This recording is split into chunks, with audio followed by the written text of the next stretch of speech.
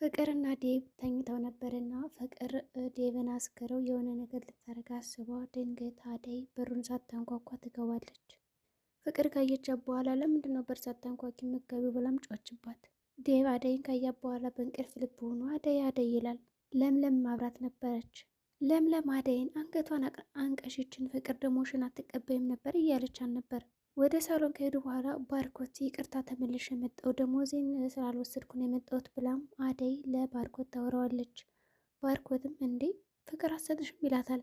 በደላላ ስራ ልገባ ፈልጌ ነበር ግን ደላለው ገንዘብ ፈለገ። ፍቅር አልሰጠችኝም። ፍቅርም ተርበተበተች ከመጣች በኋላ ፍቅር የምሰጥሽን በየወሩ ደሞዝ ምን እያደረግሽ ነው? ያደይን ምን ለትምህርት ቤት እኮ ክፍያ እየከፈልኩን ነው። ለትምህርት ቤትማ እማዬ እየላከችልሽ አይደለ? 2 ወር ከ3 ሳምንት ነው። እስካሁን ምንም አይነት ገንዘብ አልተቀበልኩም። እስካሁን? አዎ። ኤላ ተረጋጉ ይላል። ምን ማለት ነው? የለብህም። የለኝም።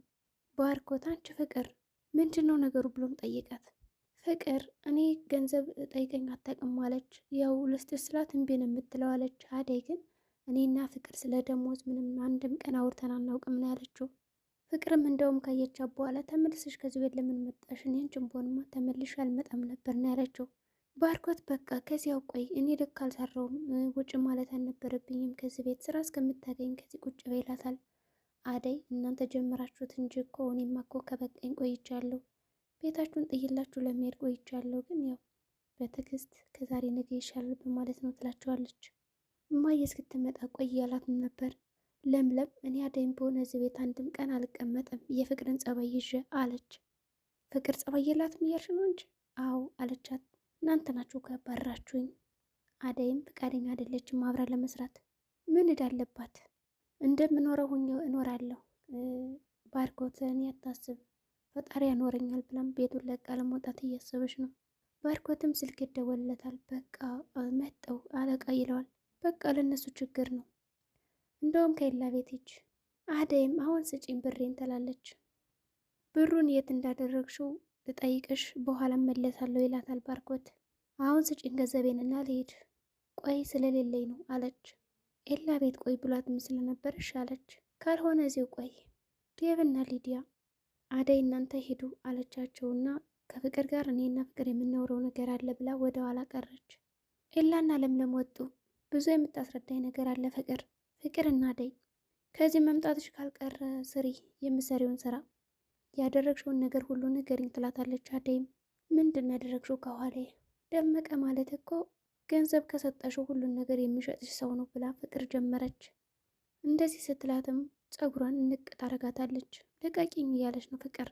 አንቺ ችጋራም ከመቼ ወዲህ ነው እንደዚህ የጠገብሽው እያለቻትም ነበር። እኔ እስከዛሬ ዝም ያልኩት ያንቺን ሁሉ ግፍ ችዬ የኖርኩት ለእናቴ ስን ነው ብላም ብዙ ነገር አወራቻት። ሊዲያ መጣችና ይችን ክፉ ግደይልኝማ ትላለች። ምን እያረግሻን ነው? በደንብ ደብድቢያት አለች። ሊዲያም ይችን ውሸታም ያዣትም አላጋጫት እያለችም ነበር። አደይም የጊዜ ጉዳይ ነው እንጂ እኔ የት እንደምደርስ አሳይሻለሁ ብላ ፎክራለች። ታያለች ደግሞ እከብራለሁም እያለቻት ነበር። ዴቭ ሰክሮ ነበር ደረጃ ላይ ያገኘችው። ዴቭ ሰክረ ነው እንዴ? እኔ አንቺን አፍቅሬ ሁሌ አንቺን ላለሁ፣ አንቺ ግን ከዚህ ቤት መተሽ ምንም ሳታይኝ ልትሄጂ ነው ይላታል። በቃ እንዳትሄጂ እባክሽ እያለ እየለመናት ነው በእንቅልፍ ልቡ። አደይ እባክህን ፍቅር ደግሞ ካየሽ ሌላ ችግር ነው ትለዋለች። ፍቅር እሷ በጣም ነው የሰለቸችኝ። ደግሞ ምን ታደርጋለህ ተኝታል። እንደዚህ እኮ አልጠበቅኩም ነበር ከእሷ ጋር ትለዋለች። እባክሽን አይደለሁም እሷ ናት አፈቀርኩ ወደድኩ የምትለኝ ይላል። ኤላና ለምለም ምግብ እያበላችሁ ነው ለኤላ። በቃኝ ይላታል። እንዴ አትወደኝም እንዴ? ከዛሬ ወዲህ ምግብ አበላም የተባልኩ ይመስል ምንድን ነው እንደዚህ የምታጎርሽኝ እያላት ነው። አትወደኝም? ኧረ እወድሻለሁ በቃ ልና ጎረሰላት። አንቺን ሚስቴ ማድረግ እፈልጋለሁ ግን ደግሞ አባቴ እንደምታውቂው ነው። እንዴት ራስ ወዳድ ላለመሆን እሞክራለሁ ኤላ። ግን ያው ከአባቴ ትእዛዝ ለማትወጣ አውቃለሁ። ግን ደግሞ አስብበት፣ ለራስ በደንብ አስብበት። እኔ ሚስት ሆኜ መኖር ላንተ በጣም ደስ ይለኛል። ግን ደግሞ ሚስት ባልሆን እንኳን ሰራተኛ ሆኜ የራሱ ብኖር ከቤት በጣም ነው የምደሰተው ትላለች ለምለም። ካላንተ ማንም የለኝም እያለችው ነው። ያኔ ታስታውሳለህ ልጅ እያለን እኔና ፍቅር እኮ ስንጣላ ፍቅርን ከዚህ በኋላ አትቅረቢያት ነው ያለኝ። ባስታውቅሽ እኮ አባቴ ምናልባት ሊወድሽ ይችላል እያላት ነው። እሷም ይህን ታሪክ አካፍለዋለች። አይ እኔ አላቅም እንግዲህ የሚወድኝ ይሆን አይሆን እያለች ነበር። ግን ደግሞ አባት ብዙ ኃላፊነት አለው። ሊዲያና ፍቅር አንቺ ፍቅር ትላለች። ሳሎን ቁጭ ብላ እየጠራቻት ነው። ስጠራሽ ለምንድን ነው የማመጭ አለቻት። ለምን አትሰሚም? ፍቅር ከእኔ ላይ መቅበትሽን አቆሚ ብላ እጇን ትጠመዝዛታለች። አደይ ሄዳለች። አሁን ደግሞ ተራው ያንቺ ነው። እስካሁን የሚያስቀመጥኩሽ ለዴብ ስል ነው እንጂ አስወጣሽ ነበር አለቻት። አሁን ያንቺ ተራ ነው። ሊዲያ ኧረ እባክሽ እጄን ልቀቂኝ እያለች እየጮኸች ነው። አደይ ወጣ ልትል ነበርና እባክሽ አትሂጂ ፍቅርን ሳትገይልኝ ትላታለች። ቆይን ያላሳዝንሽም? ዴብ ሰክሮ ነበርና ወደ ክፍሉ ካስገባችው በኋላ እባክሽ አትሂጂ እያለ አሁንም እየለመናት ነው። እባክህ ልሂድ፣ አሁን ፍቅር ከመጣች ሌላ ጣጣ ነው ትላለች። እንደ አጋጣሚ የሆነ ጎትታትና አንድ ላይ ይወድቃሉ አልጋ ላይ። ፍቅር አየቻትና አንገቷን አነቀቻት። ዴብ ለማላቀቅ ይሞክራል። እባክሽ ልቀቂያት ፍቅር እያለ ነው። እንደምንም አድርጋ ለቀቀቻት። ከዚህ ምን ትሰሪያለሽ? ሄጃለሁ አላልሽ አለች።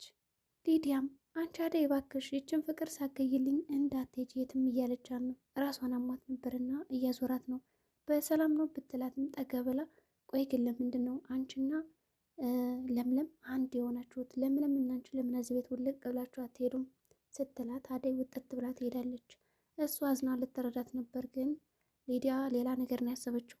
አደይም ጥላቸው ወጣለች። ከዛ ቤት በመንገዷ እየተጓዘች ደመቀና ንጉስ ነበሩ። አደይን እየጠበቋት ነው። ኤላ አደይ ቆየች እኮ ይላል። ፍቅር ጋር ተስማምታ ይሆን? አይ አትስማማም። ለምለም ስራ ነበረትና እባክህ አደይ ከቆየች ሂድና እያት ብለዋለች።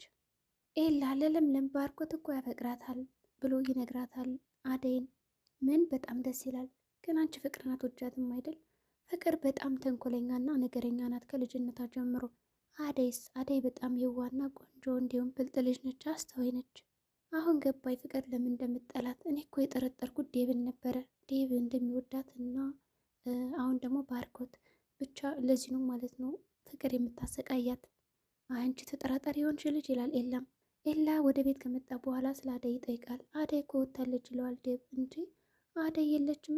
ወታለች። በመንገዷ እየሄደች ራሷን ስታ ትወድቃለች።